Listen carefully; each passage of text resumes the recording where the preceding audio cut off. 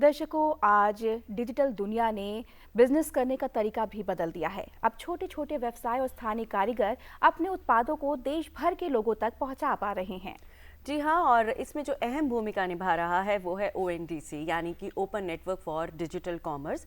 वो छोटे व्यापारियों और ग्राहकों को एक साथ जोड़ने का काम कर रहा है और साथ ही उन्हें नए अवसर भी प्रदान कर रहा है।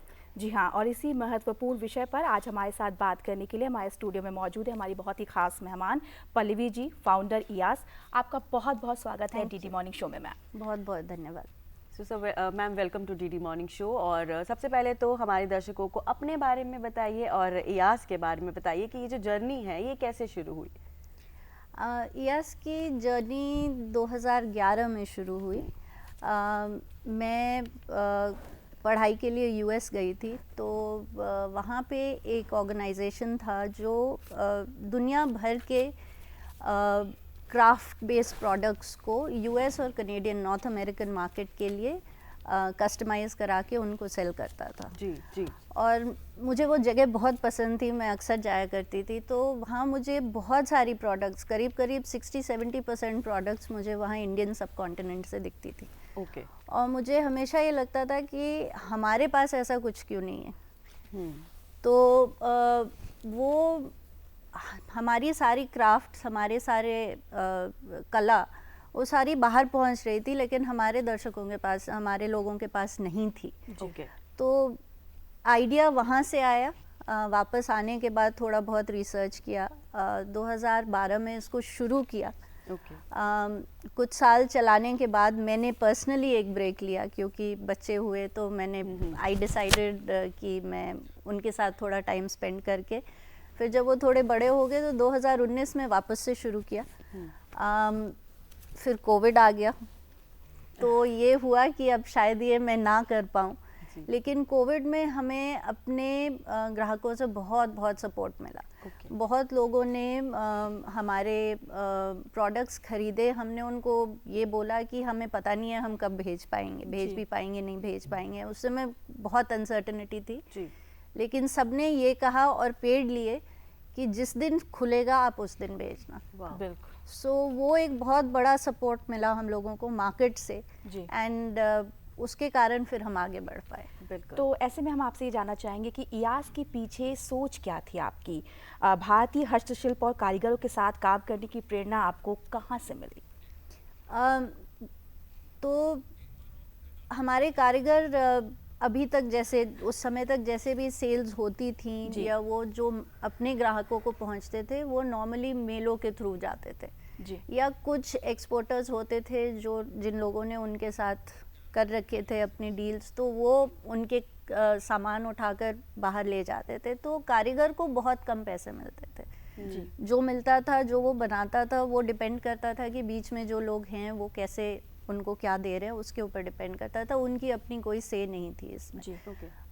हमारा ये था कि हम जो भी शुरू करें, हम ऐसे शुरू करें कि एक कारीगर को एक फेयर फी मिल पाए, एक पार्टनरशिप हो जिसमें कि वो हमें ये बता पाएँ कि भाई किसी भी काम को करने में एक सर्टेन अमाउंट ऑफ टाइम लगता है, एक सर्टेन अमाउंट ऑफ स्किल लगता है, वो ला सकते हैं। लेकिन हम उनको बता सकते हैं कि मार्केट में क्या चल रहा है और क्या नहीं चल रहा है। तो उस पार्टनरशिप के तहत हम उनके साथ काम करना चाह रहे थे और वैसे ही हमने इस काम को आगे बढ़ाया। बिल्कुल, आपने पार्टनरशिप की बात की, तो यहाँ पर ये सवाल तो बनता है कि जो ये काम कर रहे हैं आप इयास में, इसमें आपका रोल, आपके कारीगरों का रोल, दोनों का बहुत इंपॉर्टेंट। तो कैसे एक दूसरे के साथ आप कोप अप करते हैं और साथ ही उनके साथ काम करने का जो एक्सपीरियंस रहता है आपका, वो किस तरह का रहता है?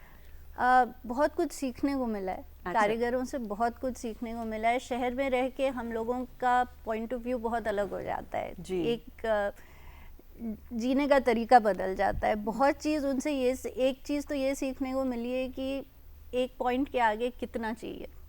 ओके। तो वो जो भी कर रहे हैं वो उसमें खुश हैं। ऐसा नहीं है कि वो आगे नहीं बढ़ना चाहते हैं, ऐसा नहीं है कि वो कमाई नहीं करना चाहते हैं, लेकिन उनकी कुछ प्रायोरिटीज़ है जिसके साथ वो कॉम्प्रोमाइज़ नहीं करना चाहते हैं। तो वो हमें सीखना पड़ेगा कि हाँ ठीक है भाई, इसके लिए ये काफ़ी है। अब हम उसको उससे ज़्यादा नहीं पुश कर सकते।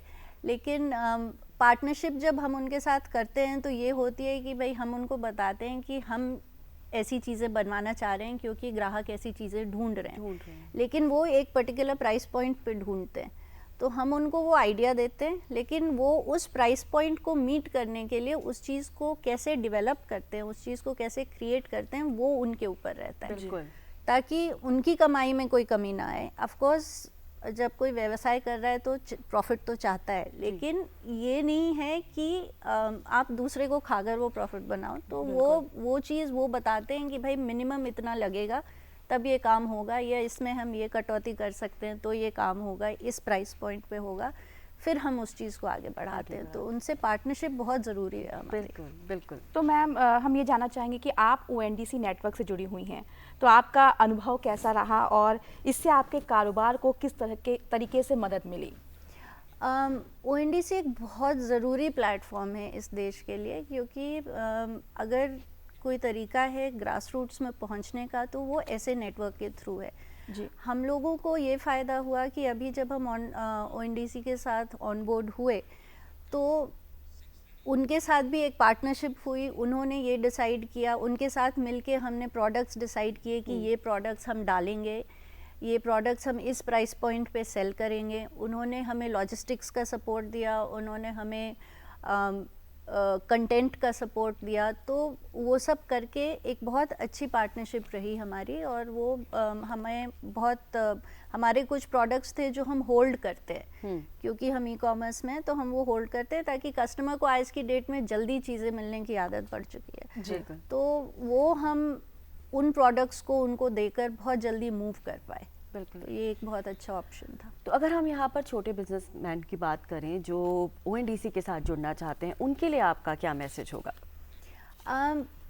छोटे लोगों के लिए यही कहूँगी कि आप अपनी तरफ से अपने बिजनेस को बिल्कुल ही तैयार रखें, कि आपको पता है कि आपका प्रोडक्ट क्या है, तो आप उसकी पैकेजिंग तैयार रखें, आप उसका कंटेंट तैयार रखें, आप वो सब करें। ONDC से आपको ये सपोर्ट मिल सकता है कि बहुत जगह जहाँ आपको प्रमोशन की ज़रूरत हो तो वो कंटेंट में आपको हेल्प कर सकते हैं। जैसे वो बहुत अच्छे वीडियोस बना देते हैं कि आपका सामान बनता कैसे है, आपका सामान एक्चुअली है क्या, तो वो जब अपने नेटवर्क पे डालते हैं, अपने लोगों को रीच करते हैं, वो ऑडियंस बहुत बड़ी हो जाती है। तो आपके प्रमोशन में वो हेल्प कर सकते हैं, आपको लॉजिस्टिक्स में हेल्प कर सकते हैं। लॉजिस्टिक्स एक बहुत बड़ा पार्ट है ई-कॉमर्स का, उसमें उनसे सपोर्ट मिल जाता है, लेकिन उसके लिए आपकी तैयारी पूरी होनी चाहिए। बिल्कुल करेक्ट। तो ऐसे में मैम आज लोग हैंडमेड और सस्टेनेबल प्रोडक्ट्स को ज़्यादा पसंद करते हैं, तो ऐसे में क्या ONDC उनके लिए एक अच्छा अवसर बन सकता है?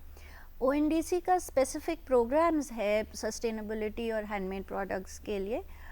डिजी हार्ट एक सेलर ऐप है जो स्वदेशी प्रोडक्ट्स को प्रमोट कर रहा है, तो उनका एक प्रोग्राम है स्वदेशी के अराउंड। अमेजिंग इंडिया है, तो ये सारे प्रोग्राम्स स्पेसिफिकली छोटे और इंडिया के यूनिक प्रोडक्ट्स के लिए ही बने हुए हैं।